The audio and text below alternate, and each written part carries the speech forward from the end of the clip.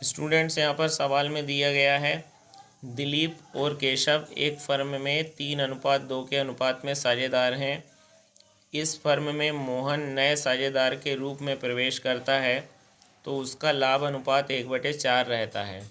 सभी साझेदारों के नए अनुपात ज्ञात कीजिए, जबकि मोहन ने अपने लाभ का संपूर्ण भाग सिर्फ केशव से लिया है और जबकि मोहन ने अपने लाभ का भाग दिलीप और केशव दोनों से बराबर बराबर अनुपात में लिया है।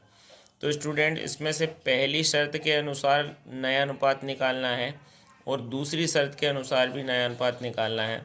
तो जिसमें से पहली शर्त है मोहन ने अपने लाभ का संपूर्ण भाग सिर्फ केशव से लिया है, तो हम इस पहली शर्त को पूर्ण करते हुए सभी साझेदारों के नए अनुपात ज्ञात करना चालू करते हैं। तो हम यहाँ पर स्टूडेंट्स देखते हैं कि ये दिलीप और ये केशव दो साझेदार पहले से थे और इनका अनुपात था 3 और इनका अनुपात था 2। तो 3 और 2 को जोड़ेंगे तो यहाँ हो जाएगा 5। तो 3/5 और 2/5 ये इन लोगों का पुराना अनुपात था, पुराना अनुपात था। अब यहाँ पर एक नया पार्टनर और जुड़ जाता है जिसका नाम है मोहन। और मोहन 1/4 भाग के लिए यहाँ पर जुड़ जाता है। ये मोहन यहाँ पर फर्म में नया साझेदार है, नया पार्टनर है। अब इसमें आगे यहाँ पर जो शर्त दी गई है पहली, वह शर्त मैं यहाँ पर लिख रहा हूँ। शर्त है कि जो साझेदार मोहन है, मोहन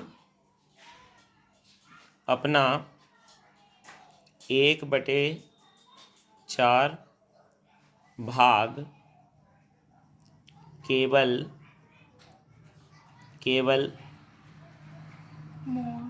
केशव से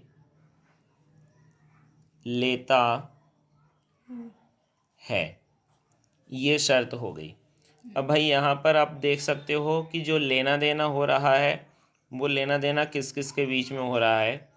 ये है केशव और ये है कौन? मोहन।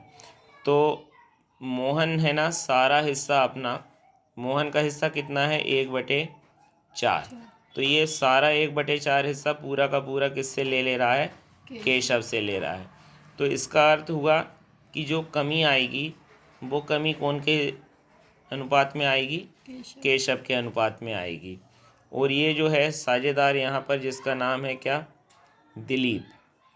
ये जो पार्टनर है दिलीप के हिस्से में कोई कमी, किसी भी प्रकार की कमी नहीं आएगी, क्योंकि दिलीप से मोहन कोई हिस्सा नहीं ले रहा है।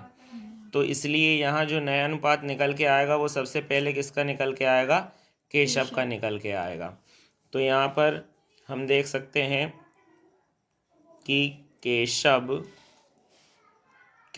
का नया अनुपात, तो देखो केशव के पास जितना पहले से था उसको कहेंगे क्या? उसका पुराना अनुपात कहेंगे। और उस पुराने अनुपात में से उसने जितना मोहन को दे दिया, यहाँ लिखेंगे मोहन को उसने जितना भाग दे दिया, क्या किया है? दे दिया है। उस भाग को पुराने भाग में से क्या कर देंगे? माइनस कर देंगे। तो केशव का यहाँ पर निकल के आ जाएगा नया अनुपात। तो यहाँ पर हम देख सकते हैं कि केशव का जो पुराना अनुपात था वो कितना था? 2/5 था। तो यहाँ पर आप रख सकते हो 2/5। अब मोहन जो है, मोहन का हिस्सा यहाँ पर बना था 1/4।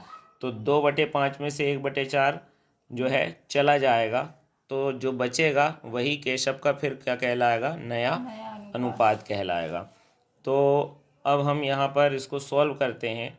तो 4 और 5 का एलसीएम आता है 20। तो 4 का गुणा 2 में करेंगे तो यहाँ 8 आ जाएगा। 5 का गुणा 1 में करेंगे तो यहाँ 5 आ जाएगा। अब 8 में से 5 को कम करेंगे तो 3 आ जाएगा और यहाँ पर 20 आ जाएगा। तो ये देख सकते हो आप कि यहाँ केशव जो है उसका नया अनुपात निकल के आ गया है 3/20।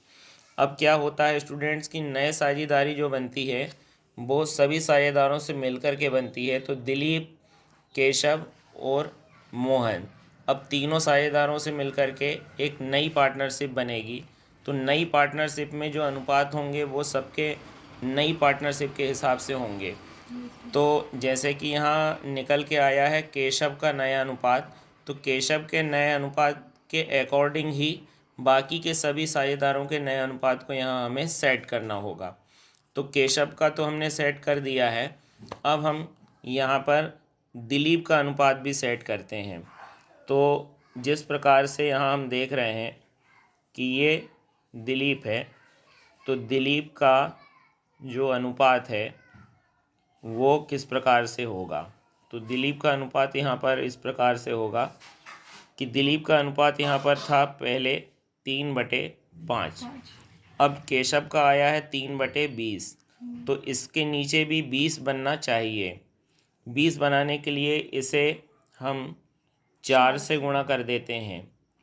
तो ये 4 का 3 में करेंगे तो 12 आ जाएगा और 5 का 4 में करेंगे तो 20 आ जाएगा। तो दिलीप का नया अनुपात जो है वो 12/20 हो जाएगा। अब इसके बाद में यहाँ पर हम अगला साझेदार है कौन, मोहन।